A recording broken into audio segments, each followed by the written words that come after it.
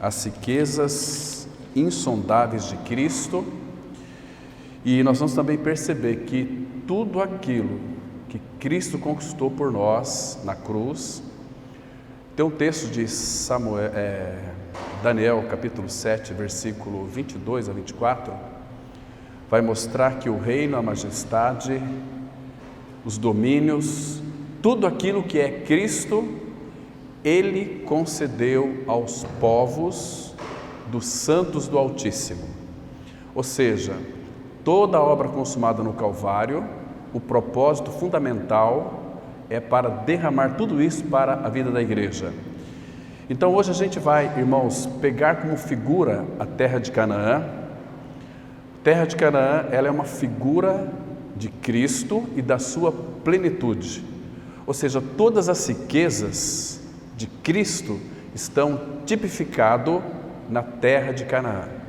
Então por isso nós vamos ver hoje alguns detalhes importantes e fiquem bem tranquilos, se nós não dermos para concluir hoje, próximo domingo nós vamos dar continuidade sobre esse tema que é tão fundamental. Então vamos abrir nossas Bíblias, irmãos, em Deuteronômio, capítulo 12.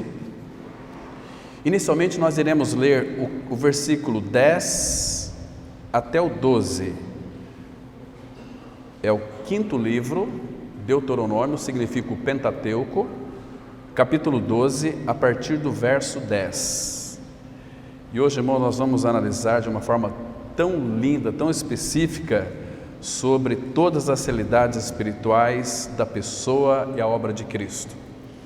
Aqui nesses versículos iniciais nós vamos ver o Pai conduzindo o seu povo e mostrando que após passar o Jordão eles iriam herdar a terra, e essa terra, Canaã, Cristo em realidade espiritual. Claro que aqui é em figuras, mas então diz assim o versículo 10: mas passareis o Jordão e habitareis na terra que vos fará herdar o Senhor vosso Deus, e vos dará descanso de todos os vossos inimigos em redor, e morareis seguro. Então aqui nós temos já uma lição muito preciosa. Irmãos, estando em Cristo, a nossa morada é uma morada segura. Por que ela é segura? Porque ela é uma morada eterna, uma morada protegida, é uma morada onde Ele vai, segundo lá em Provérbios 1, verso 33, que a casa do justo Ele abençoa. Você que creu no Senhor, que privilegiado é você e eu, porque a nossa casa é uma casa abençoada pelo Senhor. E o versículo 11 diz assim: então haverá um lugar que escolherá o Senhor vosso Deus, para ali fazer habitar o seu nome. A esse lugar farei chegar tudo o que vos ordeno, os vossos holocaustos, e os vossos sacrifícios, e os vossos dízimos, e a oferta das vossas mãos, e toda a escolha dos vossos votos feitos ao Senhor. Agora, olha o versículo 12, como é precioso estar em Cristo. E vos alegrareis perante o Senhor vosso Deus, vós, os vossos filhos, as vossas filhas, os vossos servos, as vossas servas e o levita que mora dentro das vossas cidades e que não tem porção nem herança convosco. Irmãos, deixa eu colocar um detalhe aqui, aliás, olhar para um detalhe. Vocês viram aqui que aparece aqui a palavra servos e o levita. Hoje é muito comum aí, irmãos, a gente vê no meio do povo de Deus um erro muito terrível que acontece com relação aos levitas. As pessoas que tocam instrumentos ou que cantam no louvor, dizem eles que são levita. Isso não é verdade, irmãos. Quem que era o levita? O levita era aquele candidato a sacerdote. Levita era aquele que servia os sacerdotes, mas nunca for atribuído a eles questão de cânticos. eu tenho lá na nossa comunidade temos muito levitas. Não é levita, são simplesmente irmãos que tocam e cantam no louvor, como também é a igreja. Quando abrimos a boca para louvar o Senhor, nós somos levitas então? Claro que não, irmãos. Nós somos filhos de Deus em Cristo Jesus. Mas, infelizmente, eu creio que isso também desagrada muito ao Senhor, porque se autodenominam levitas. Isso não existe na Bíblia. Por isso que, por falta de conhecimento, o povo do Senhor está perecendo. Estão me compreendendo? Mas que alegria para um filho de Deus, que em Cristo podemos nos alegrar, nós, os nossos filhos, as nossas filhas, os vossos servos. Irmãos, eu nunca vi nenhum homem ímpio, perverso, reclamar de um patrão que é filho de Deus. Por quê que ele não se reclamar? Porque, olha, é muito ingrato. Porque todo filho de Deus que tem o privilégio dado pelo Senhor de ser patrão ou patroa, claro que eles estarão orando pelos seus funcionários, estarão presenteando eles com a palavra, com o exemplo, com a doçura de Cristo, com tudo aquilo que é em realidade espiritual em Cristo Jesus. Claro que ele também não é bobo, porque existem aqueles que muitas vezes já ouvi isto, pessoas dizendo o seguinte: puxa vida, esse meu patrão, ele é muito egoísta, só pensa nele. Mas na realidade, aquela pessoa que trabalha para aquele homem ou mulher, que é dono de uma empresa ou de qualquer tipo de trabalho que ele oferece, eles não têm um coração agradecido e murmura, percebe? Eles estão preocupados com aquilo que eles podem dar, mas não com seus deveres, entende? São pessoas irresponsáveis. Mas, queridos irmãos, observa aqui que no versículo 10 ele diz assim: mas passareis o Jordão. Vamos nos ater um pouquinho aqui nessa palavra passareis o Jordão. Vocês sabem que quando Moisés, por instrução do Senhor e por mandamento do Senhor, tirou o povo de Israel do Egito, eles caminharam no deserto durante 40 anos e nem todos entraram na terra de Canaã. Porque Canaã, irmãos, fala daquilo que Cristo é e da sua plenitude. Nós entendemos isso de uma forma muito clara, porque Paulo ele vai interpretar para nós toda a terra de Canaã num versículo apenas. Em Efésios 3, versículo 8, ele diz assim: a mim, o menor de todos os santos, me foi dado esta graça de pregar aos gentios o evangelho das insondáveis riquezas de Cristo. Então, insondável, essa palavra insondável, ela já diz, é insondável que não dá para sondar. O nosso Senhor em si mesmo, ele é muito rico. Mas rico de quê? Irmãos, ele é rico, ele é a própria sabedoria, ele é a santificação, ele é a nossa redenção, ele é a nossa justiça. Eu creio que não existe riqueza maior para um filho de Deus quando ele é habitado pelo Senhor da glória. Quando nós temos Cristo, nós temos toda a realidade espiritual do céu na terra. Veio para dentro de nós toda a sabedoria, todo o entendimento, toda a realidade, toda a paz. Ele é a nossa paz. Tudo que você contempla neste mundo foi criado por Deus o Pai, pela sua palavra, o Filho. E tudo que o Pai criou, a origem é Ele, tudo procedeu dele. Por exemplo, vocês se recordam daquele texto de João 15, verso 1? Quando o nosso Senhor Jesus disse assim: eu sou a videira verdadeira, meu pai é o viticultor ou agricultor, eu sou. Então, tudo que ele criou procedeu dele, ele é a realidade de todas as coisas que há na terra de Canaã. Tudo que ele criou, a origem é ele. Então, Ele, nós podemos chamá-lo de Ele é o que é, Ele é o eu sou. Eu sou, essa palavra eu sou, ela envolve a substância de todas as coisas criadas, porque tudo que Ele criou pela sua palavra. Por exemplo, Hebreus vai dizer o seguinte: pela fé nós entendemos que o universo foi criado pela sua palavra. Então, não apenas criado, mas tudo que Ele criou, Hebreus novamente, 1 versículo 3, diz assim: sustentando todas as coisas pela palavra do seu poder. Então, irmãos, Ele tem o controle de toda a história, Ele tem o domínio de todas as coisas. Agora, com os filhos de Deus, antes nós éramos pecadores, imundos, odiosos e odiávamos uns aos outros, mas tudo isso o Pai fez cair de nós no Filho, e o Filho levou sobre si as nossas iniquidades e as nossas dores e nos deu a sua vida pela ressurreição. Lá na cruz Ele matou tudo isso que concerne a velha natureza adâmica no interior de todos aqueles que creram. Então agora nós temos Cristo como a nossa vida, a realidade espiritual. Ele é a vida eterna.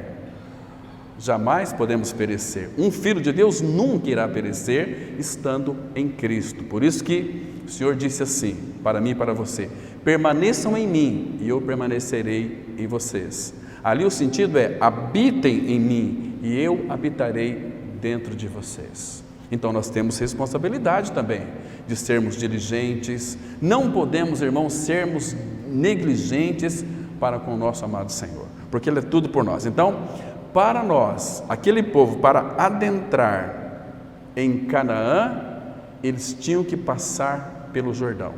O Jordão, a palavra Jordão no hebraico, no dicionário internacional do léxico do hebraico para o português, toda a transliteração, são muitas raízes que eles colocam ali, e Jordão eles especificam dizendo o seguinte, que é, e eu creio que seja, descida que tipifica morte. Para nós adentrarmos a terra de Canaã, aquele povo tinha que passar pelo Jordão, ou seja, eles estavam ali se identificando na figura da morte de Cristo. Jordão é algo muito especial, porque fala da morte. Se não passar pelo Jordão, não tem Canaã. Vocês se lembram, irmãos, que a maioria do povo de Israel, os seus corpos ficaram prostrados no deserto. Eles morreram, não entraram na terra prometida. Mas quer dizer que eles pereceram, foram para o inferno? Não, irmãos. Eles não desfrutaram da plenitude de Cristo, que nós entendemos lá, segundo diz Efésios capítulo 4, maturidade espiritual. A estatura de varão perfeito, de varão maduro, homens e mulheres que tomam decisões segundo a vontade de Deus o Pai e que não vende por menos. São homens e mulheres, uma vez feitos maduros, eles se posicionam ao Senhor Jesus.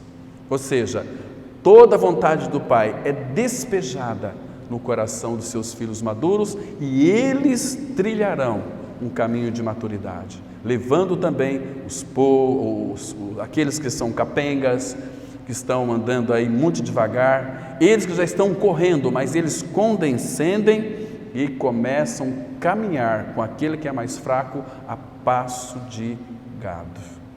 Esses são os homens e mulheres maduros, é alguém que se compadece, é alguém que o apóstolo Paulo disse assim, em 2 Coríntios capítulo 11, eu zelo por vós com zelo de Deus. Imagina, nós zelando pelo povo de Deus com o zelo de Deus. É Deus nos orientando, é Deus amando as pessoas através de nós.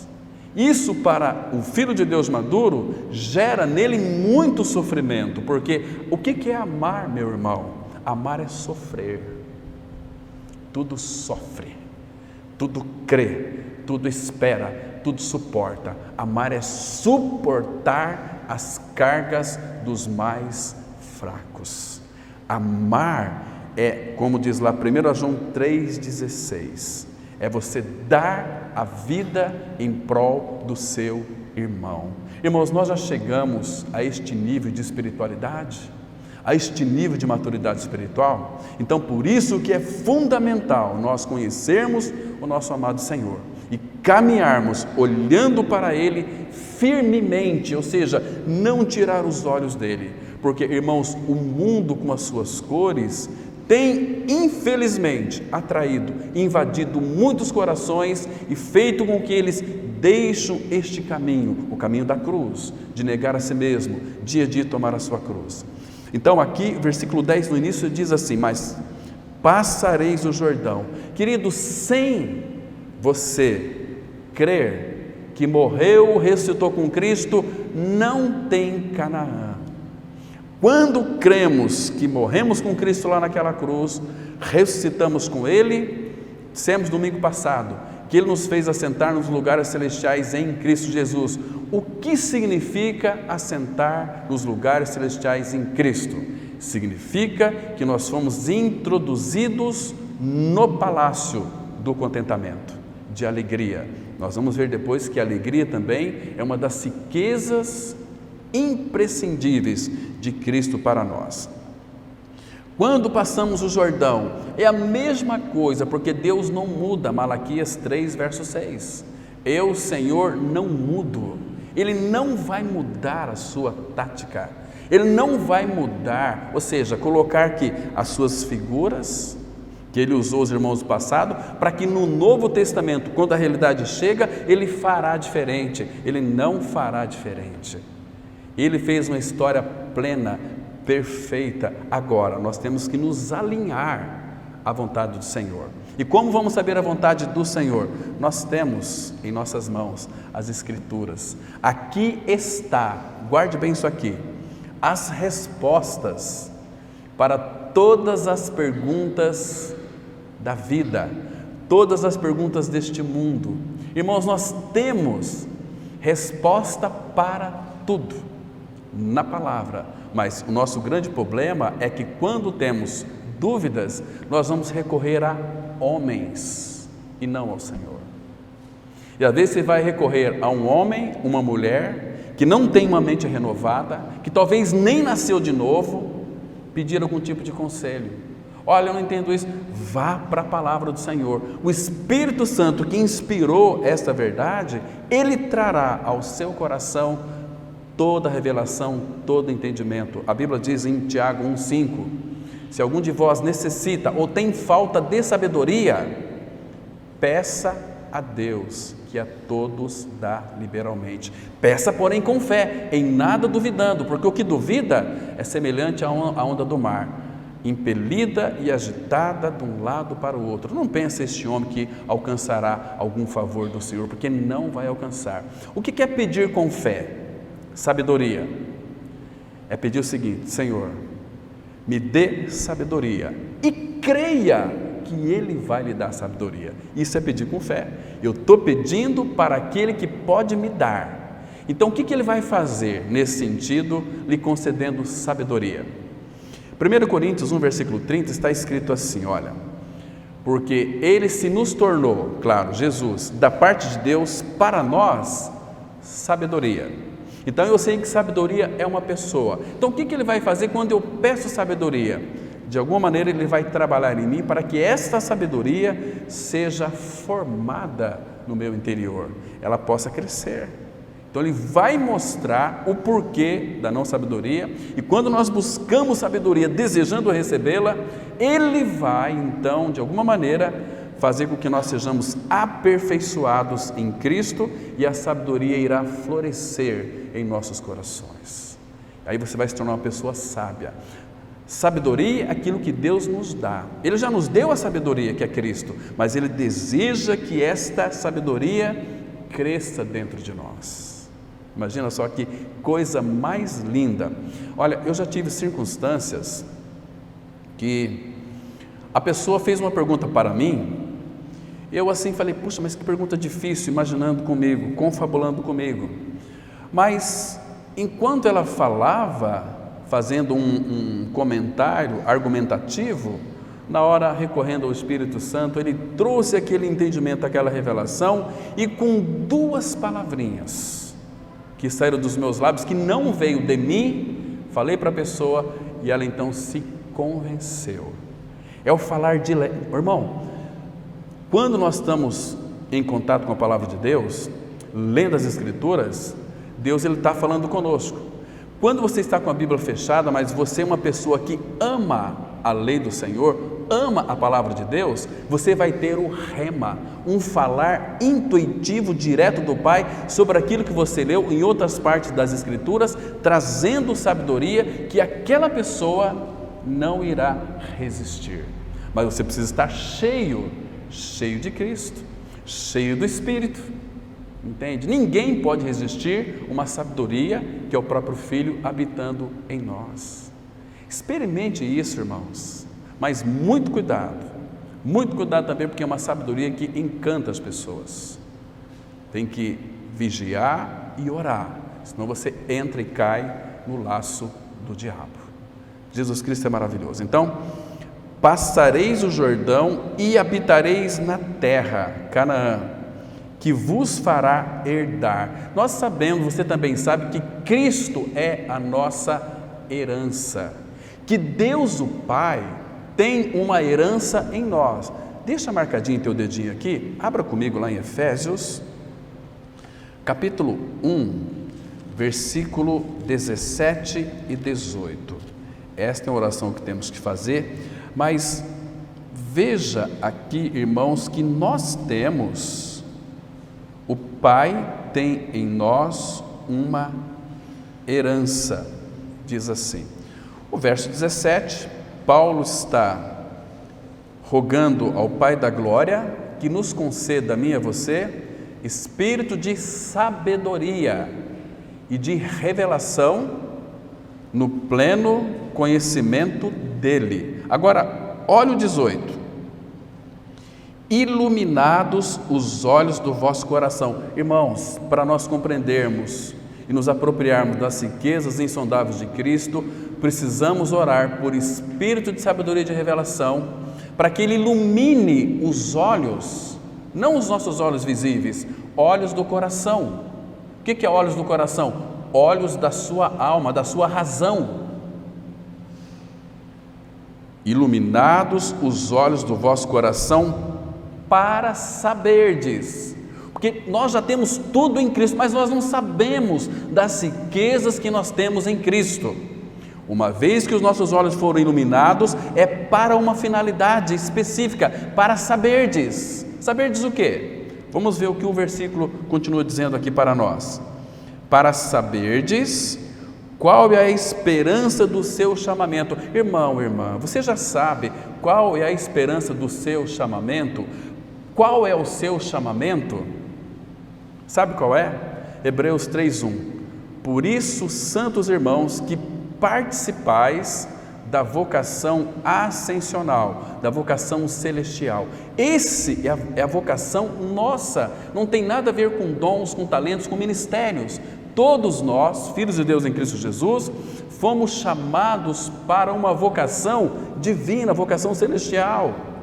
Que lindo é isso, irmãos! Ah, como eu desejo que vocês entendam isso em realidade espiritual. Então, qual é a esperança do seu chamamento e qual a riqueza da glória da sua herança, da herança de Deus. Deus tem uma herança que Ele colocou em quem? Nos santos. Qual é a herança de Deus, irmãos? Cristo. Porque em Cristo Jesus, se você ler Colossenses 2:2, estão encapsulados nele. Abra agora em Colossenses, capítulo 2. Eu quero que os irmãos leiam isso e, com a ajuda do Senhor, irmãos, compreendam e busquem luz diante do Senhor. Colossenses 2, verso 2. Para que o coração deles, dos santos, os nossos, seja confortado e vinculado juntamente em amor. O vínculo que Ele fez conosco é em amor com o Pai em primeiro lugar e com os nossos irmãos. O amor dele foi derramado em nossos corações. Este amor é o vínculo que nos une a Cristo e também aos irmãos. Amai-vos uns aos outros como eu vos amei. Estão me compreendendo aqui? E eles tenham toda a riqueza. Irmãos, é o desejo do Pai, para mim e para você, que nós tenhamos toda a riqueza da forte convicção do entendimento, para compreenderem plenamente o mistério de Deus, Cristo.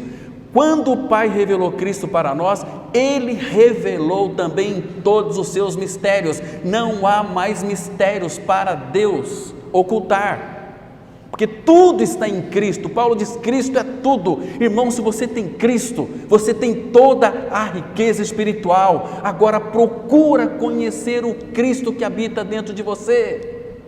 Você é a pessoa mais rica deste universo, às vezes não sabe, porque fica distraído com as cores deste mundo.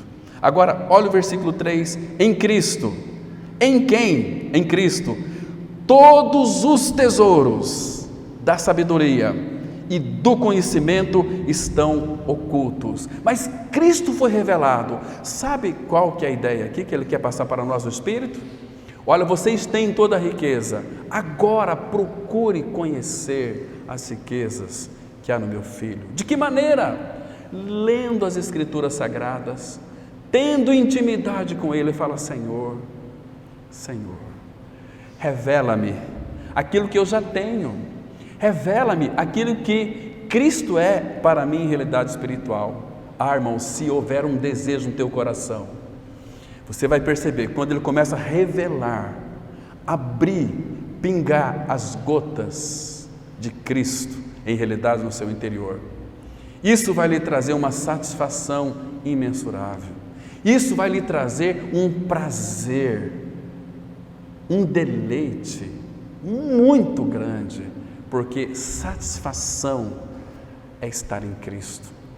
Meu irmão, que coisa linda! Agora vamos voltar lá para Deuteronômio capítulo 12. Olha só aqui: então Ele vos fará herdar, passareis o Jordão e habitareis na terra que vos fará herdar o Senhor vosso Deus, e vos dará descanso. Ô irmão, acho que uma das riquezas mais preciosas para o contexto em que a nossa sociedade está vivendo é descanso.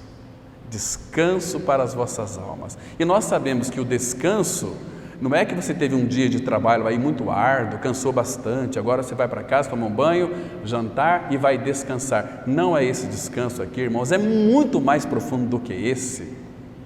Lembra do Salmo 23, versículo 2 e 3? Ele me faz repousar.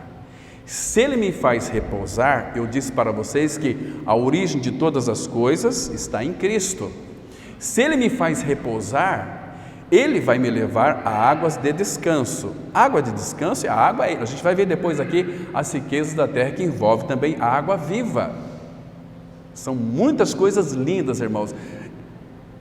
Hoje essa reflexão tinha que começar agora, talvez 6 horas da tarde. Se nós ficássemos aqui sem almoço, talvez eu poderia concluir essa primeira etapa introdutória do nosso estudo, porque tem muita coisa boa que o Pai quer mostrar para nós. E se você tiver o desejo, você vai desfrutar. Tudo isso é para nosso desfrute. Irmãos, que gostoso é isso. Então é o seguinte: descanso não é algo que Ele pega na sua prateleira e nos dá para nós. Lembra de Mateus capítulo 11, a partir do versículo 28? Vinde a mim todos vós que estáis cansados, sobrecarregados, eu vos aliviarei. Tomai sobre vós o meu jugo e aprendei de mim, disse o nosso Senhor, que sou manso e humilde de coração, e achareis descanso para o vosso corpo? Não, para a vossa alma. Uma alma descansada, o corpo vai estar bem descansado. Uma alma cansada, por mais que você descansa, quanto mais você tenta descansar o corpo, mais cansado você fica. Mas quando você tem uma alma descansada, uma alma que foi saciada, uma alma que está sendo purificada, uma alma que está sendo santificada. O descanso é tão maravilhoso, é um descanso tremendo. Você vai começar a desejar o Senhor, como o apóstolo Paulo.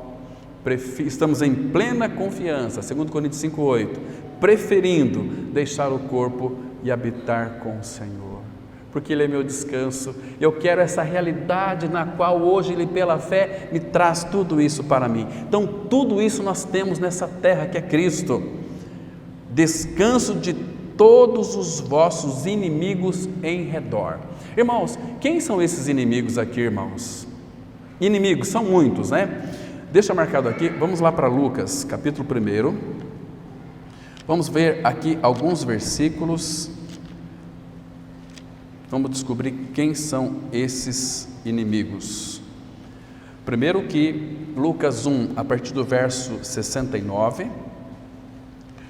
diz aqui que, olha, o versículo 68, esse cântico de Zacarias, ele é tremendo, ele é maravilhoso, que diz assim, olha o versículo 68, bendito seja o Senhor Deus de Israel, porque visitou, aleluia, irmãos, fomos visitados pelo Espírito da graça.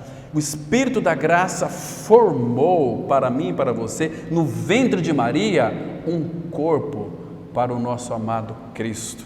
Aí nasceu Jesus. Então fomos visitados. Os céus visitou a terra agora em realidade. O nosso Deus se fez carne e mostrou a sua face e pisou nessa terra. Ele pisou no fundo do caixão. Todos nós estávamos mortos. Isso é tipificado lá em Ezequiel capítulo 47. O vale de ossos secos, sequíssimos. E o que fez com que aqueles ossos vivessem? Profetiza, ó Espírito dos 4 ventos, sobre esses ossos. E a Bíblia diz que eram ossos sequíssimos. Nós éramos espiritualmente mortos, secos. A palavra de Deus, que é viva e eficaz, entrou em nós e gerou vida em nós, irmãos. Cristo é a nossa vida e Ele veio para que nós tivéssemos vida e vida em abundância. Então, porque visitou e redimiu o seu povo, não o mundo, o seu povo, e nos suscitou plena e poderosa salvação. O que essa palavra plena significa? É uma obra acabada, completa, perfeita, ela é absolutamente completa. Hebreus 7:25. Por isso também pode salvar perfeitamente ou totalmente os que por Ele, Jesus, se chegam a Deus. Lindo. Claro, versículo 70, como prometera desde a antiguidade por boca dos seus santos profetas. Estava se cumprindo ali, se cumpriu, para nos libertar dos nossos inimigos e das mãos de todos os que nos odeiam. Porque quando você é tirado do mundo, colocado em Cristo, Jesus disse assim, lá em João capítulo 15, o mundo vos odeia, porque eu tirei vocês do mundo e coloquei uma outra realidade no meu Filho Jesus, assentados nos lugares celestiais em Cristo Jesus. Ele diz assim, se odiaram a mim, odiarão vocês também. Se perseguiram a mim, perseguirão vocês também. Você não quer ser perseguido? Vira as costas para Cristo. Foge de Cristo. Você não vai ser perseguido, mas enquanto você estiver firmado em Cristo, você vai ser odiado, você vai ser perseguido, porque a vida de Cristo em você incomoda. É o Todo-Poderoso habitando no teu interior. É o Rei dos Reis. Irmãos, para pensar. O privilégio que nós temos. Os reis, os governadores, presidentes do mundo inteiro é governado pelo Rei dos Reis, Senhor Jesus. Só que este Rei dos Reis, Senhor Jesus, habita dentro de mim, dentro de você que creu. Não é maravilhoso isso, irmãos? E esse aqui, Senhor Jesus, o nosso Rei, manso e humilde de coração, está com seus ouvidos abertos, prontos para ouvir a tua oração. Você foi chamado para se relacionar com Ele. Que precioso, irmãos. Então aqui, dos nossos inimigos. Agora, se é inimigos, temos muitos inimigos e daquele também que nos odeia. Mas um grande inimigo nosso, você sabe que é você mesmo, né? Que nós somos tão tolos. Irmãos, nós somos inimigos de nós mesmos. Porque o Espírito que Ele fez habitar em nós nos leva, quer nos conduzir cada vez mais para uma vida de comunhão com Ele. Vamos falar hoje à noite sobre a questão da comunhão. E nós resistimos. Então nós somos inimigos de nós mesmos. Nós gostamos de fazer mal para nós mesmos. Você é o grande empecilho para que o reino de Deus avance na sua vida. E Ele quer avançar, Ele quer lhe mostrar o quão rico é Ele habitando no teu interior. Mas nós resistimos a Ele. Então, e aí ele diz o seguinte, ele continua dizendo o seguinte aqui no versículo 72: para usar de misericórdia com os nossos pais e lembrar-se da sua santa aliança e do juramento que fez a Abraão, nosso pai. Irmãos, eu admiro tanto a história de Abraão, gosto muito de ler Gênesis, a partir do final do capítulo 11, e toda a história de Abraão, mas, queridos, aqui nós vemos que a aliança que Ele fez conosco, fez em Abraão. Deus nos chamou em Abraão. Quando chamou Abraão, nos chamou, fez uma aliança conosco. Não é eu e você fazer aliança com Deus? O irmão Mateus, eu gostei muito de uma colocação que ele colocou aqui no domingo à noite. Quem veio, ouviu, disse assim, que a aliança que Deus fez conosco, fez no seu Filho, porque se fizesse conosco, o que aconteceu com a primeira aliança, irmão? Eles falharam, não obedeceram, viraram as costas, mas aquela aliança que Deus o Pai em realidade fez com o Filho cumpriu. E nós estamos aliançados com o Senhor Jesus Cristo, não que nós fizemos aliança, mas Ele fez aliança conosco, e a aliança dele é uma aliança imutável, é para todo sempre. A salvação é eterna. Então Jesus poderia dizer, como Ele disse lá em João 10, versículo 28, eu lhes dou a vida eterna, jamais perecerão. Que lindo, irmãos. E aqui Ele continua dizendo, aqui no versículo 74, de conceder-nos que, livres das mãos de inimigos, o adorássemos sem temor. Agora, adorássemos sem temor, em santidade e justiça perante Ele, só aos domingos. Que coisa linda, né? Somente aos domingos, todos os nossos dias, todos os nossos dias. Que coisa linda. Percebe, irmãos, que o cristianismo ele é dinâmico, ele é um avanço para frente. Nós temos tudo, queridos. Se você falar que lhe falta alguma coisa, nós vamos pegar você ali fora e você vai apanhar, porque não lhe falta nada para mim e para você. Se você tem Cristo, você foi enriquecido em Cristo. Preciso de ler a Bíblia com vocês aqui. 1 Coríntios, vamos para lá.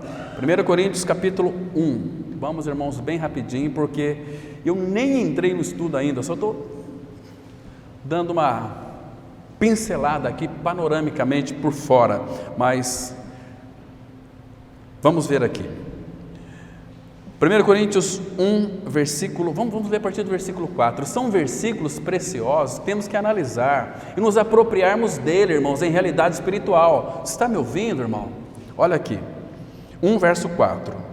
Sempre dou graças Ô irmão, Paulo fala isso sempre, né? Em tudo dai graças. Aqui de novo, sempre dou graças. Uma outra maneira dele falar, graças. Você tem um coração agradecido, você é um murmurante. Sempre dou graças a meu Deus, a vosso respeito, a propósito da sua graça que vos foi dada em Cristo Jesus. A graça que foi dada. O que significa? Graça dada é graça. Graça que foi dada. Graça sobre graça.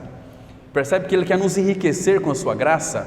Essa abundância da graça, Ele derramou sobre nós abundantemente. Efésios 1, 7 e 8. Muito lindo. E aqui, olha o versículo 5. Porque em tudo, você sabe o que é tudo? Tudo é tudo.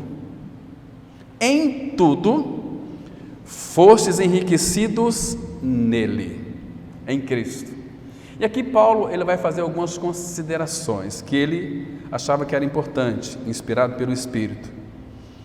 Em toda a palavra e em todo o conhecimento. Porque, irmão, se Cristo é a sua vida, o Espírito Santo habita em você, o Espírito Santo é aquele que inspirou toda a palavra, o Espírito Santo é aquele que vai ouvir, olha que coisa linda, ele vai ouvir da parte do Pai e do Filho e vos há de nos anunciar, disse o nosso Senhor.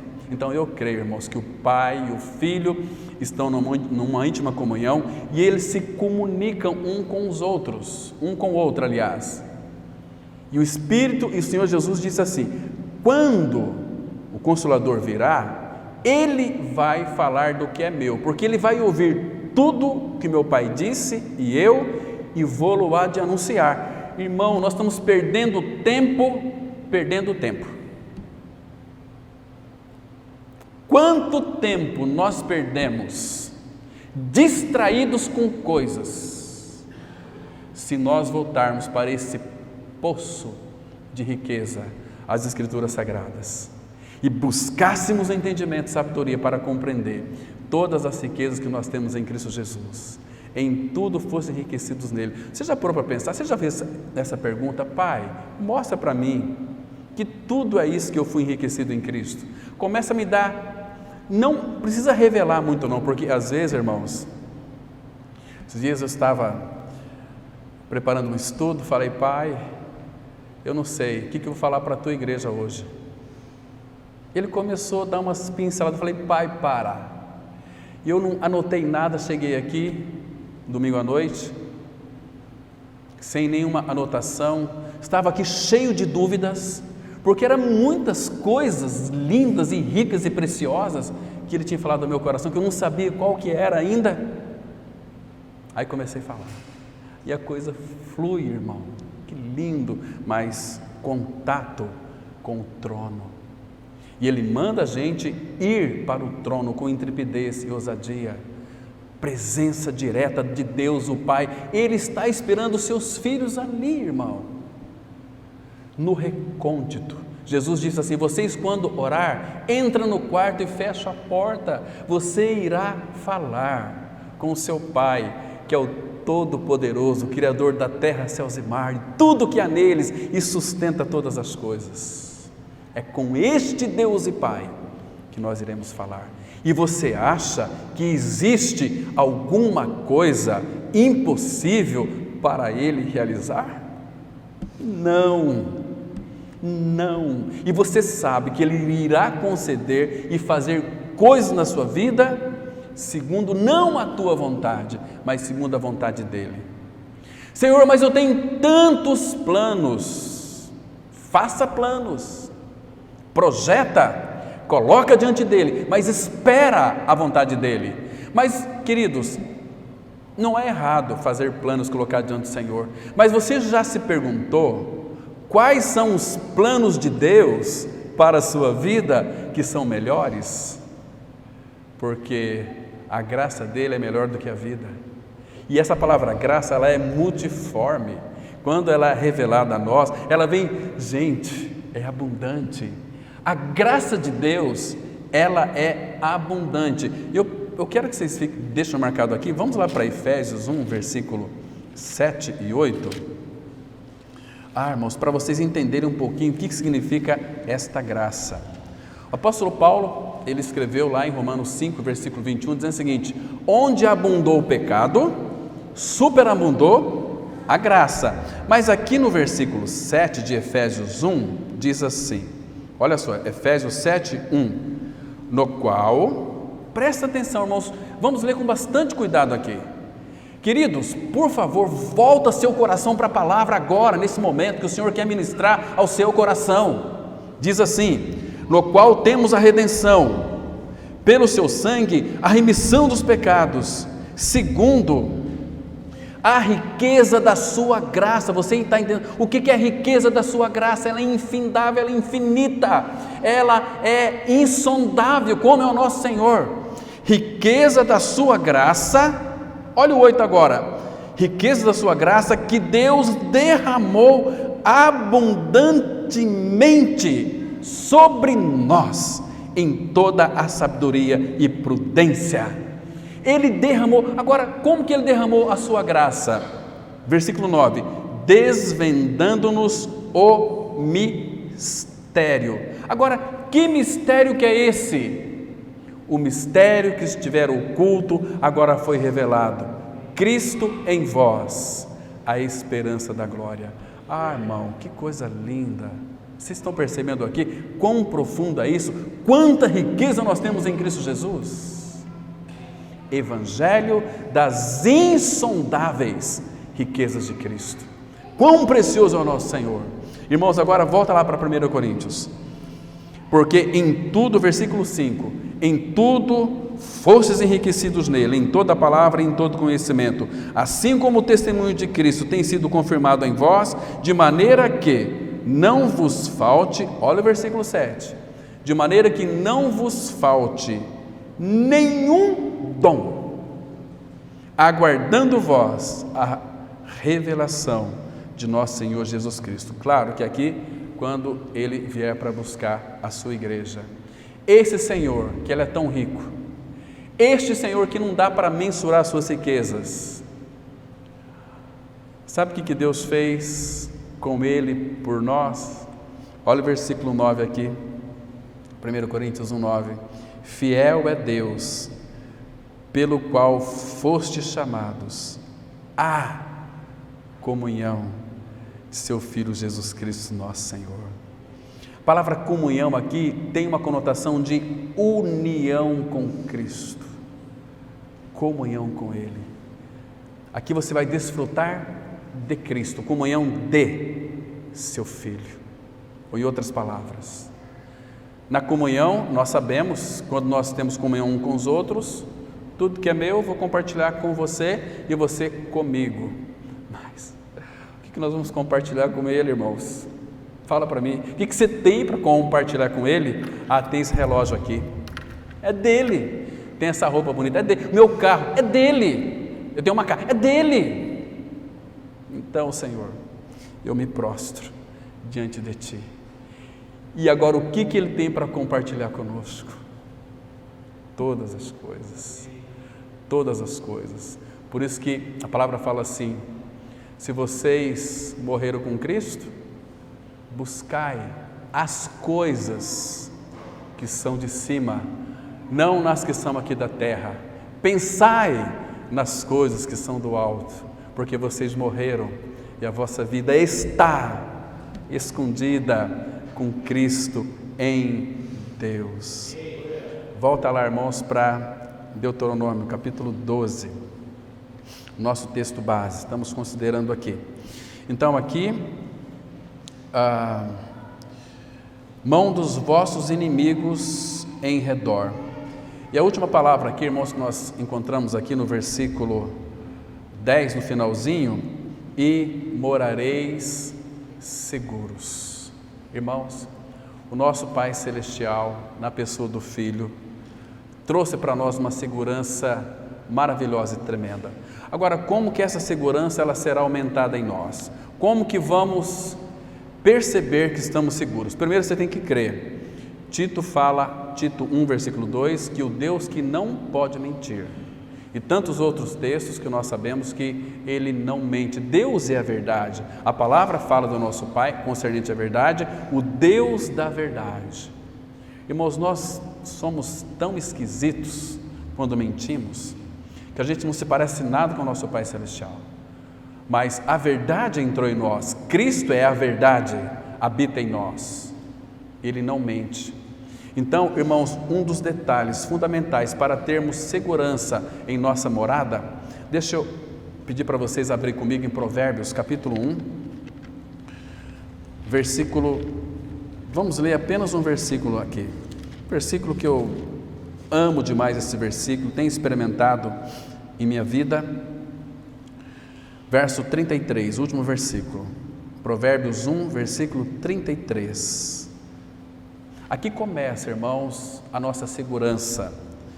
Provérbios 1, 33. Mas o que me der ouvidos habitará seguro, tranquilo e sem temor do mal. Irmãos, o que um filho de Deus tem que temer? Nada. Lembra que Jesus Cristo disse lá em João 5, versículo 24, em verdade, verdade, quem ouve a minha palavra e crê naquele que me enviou, não entra em condenação ou em juízo, mas já passou da morte para a vida.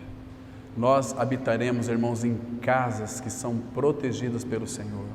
A palavra fala no Salmo 90, nenhum mal te sucederá, praga nenhuma chegará à tua tenda. Sabe por quê?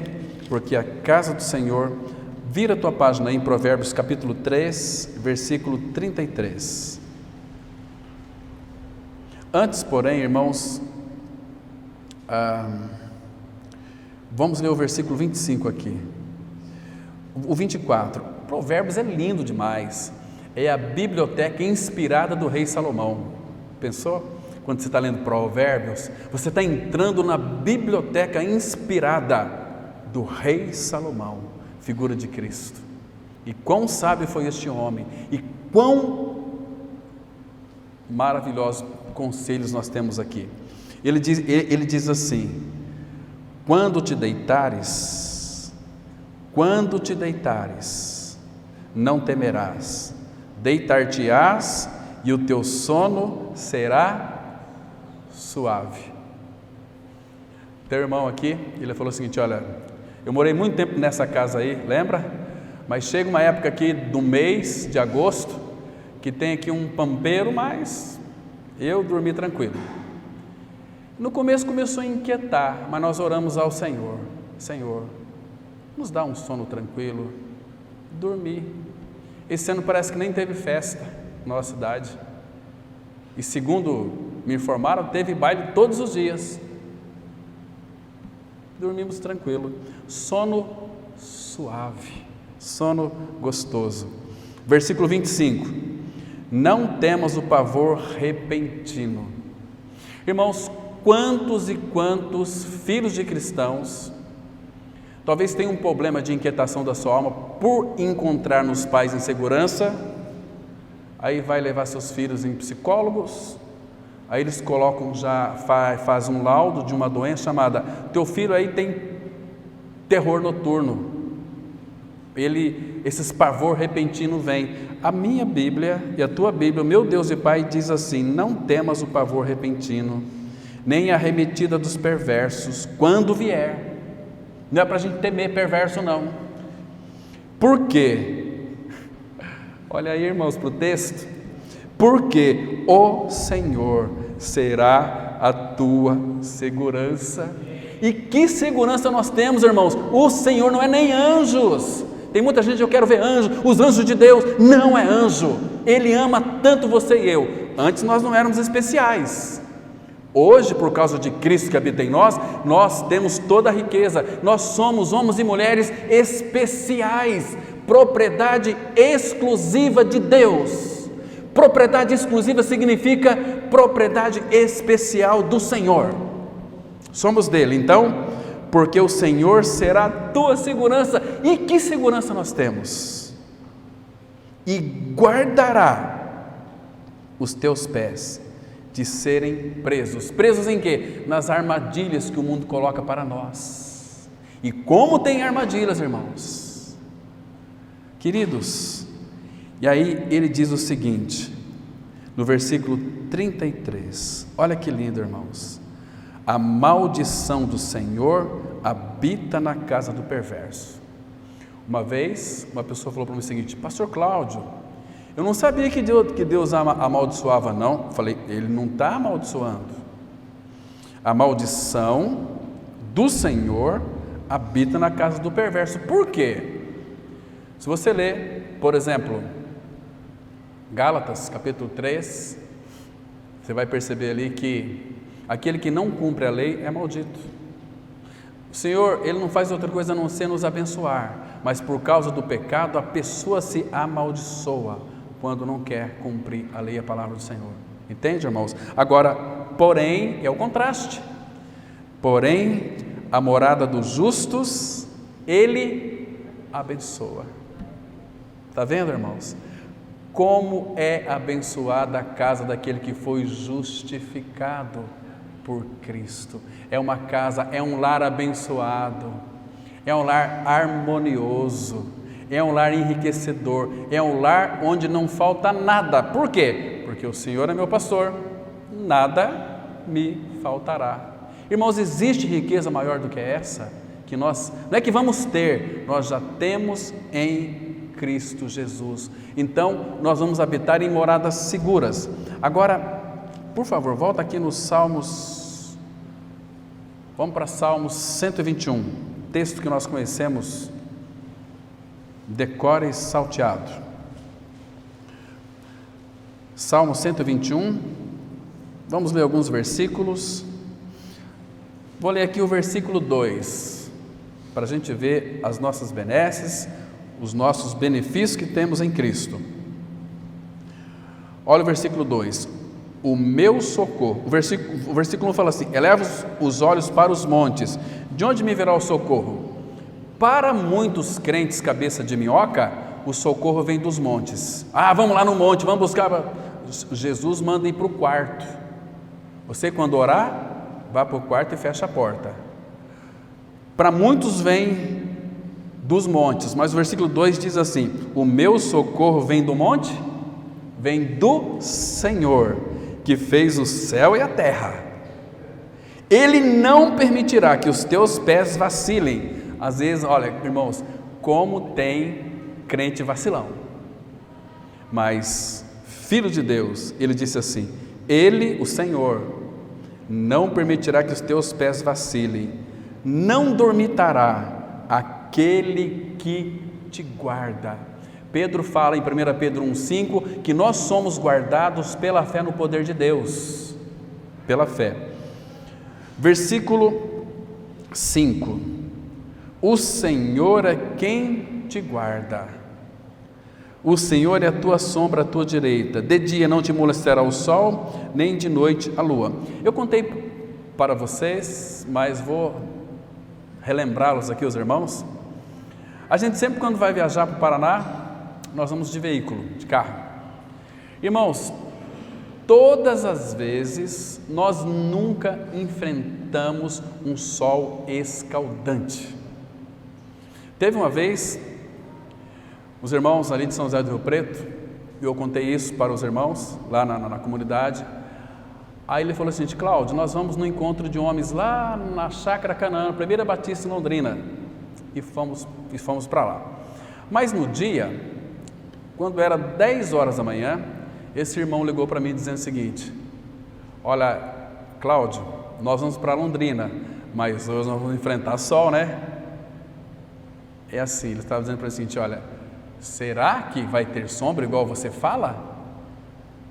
Eu olhei para o sol, para o céu, não tinha nenhuma nuvem no céu.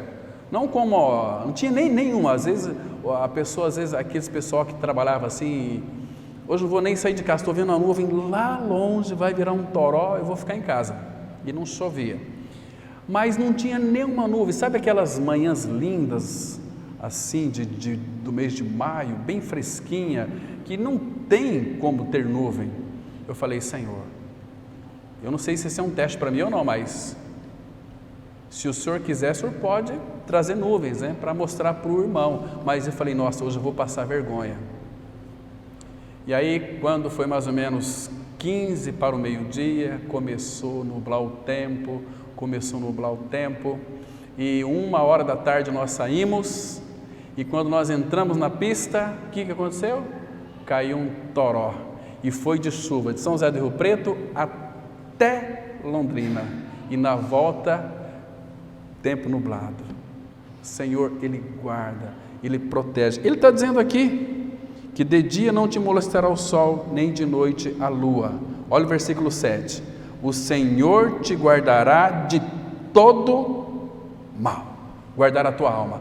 Irmãos, o Senhor te guardará de todo mal. Tem gente que tem medo de macumba, tem gente que tem medo do diabo, tem gente que tem medo de um monte de coisas. Ele disse na sua palavra que irá me guardar de todo o mal. Irmãos, hoje não deu nem para introduzir.